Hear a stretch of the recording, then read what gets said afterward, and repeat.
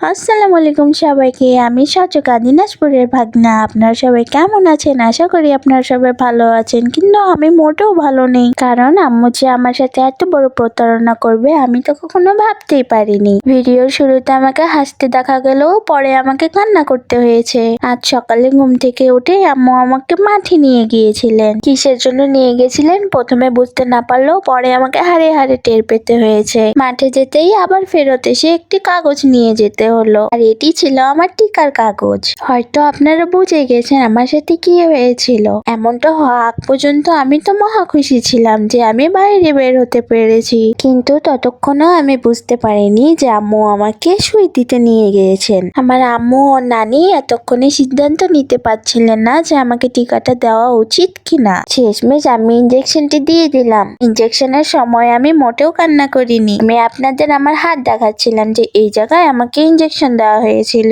ইঞ্জেকশনের video ধারণ করা হয়নি, তাই আপনাদের দেখাতে পারছি না। ইঞ্জেকশন দেওয়া শেষে সেখানে কিছুক্ষণ বসে থাকতেই আমি একটা ছোট বন্ধু পেয়ে গেলাম। বন্ধু বলছিল সেও আমার সাথে ভিডিও ধারণ করবে, তাই তাকেও নিয়ে নিলাম। ইঞ্জেকশন দেওয়ার কারণে আমার জ্বর এসেছে, সবাই আমার জন্য দোয়া করবেন, আমিও আপনাদের জন্য দোয়া করব। বন্ধুর সাথে খেলা করতে করতে আজ আপনাদের কাছ থেকে বিদায় নিলাম। সবাই ভালো থাকবেন। আল্লাহ হাফিজ।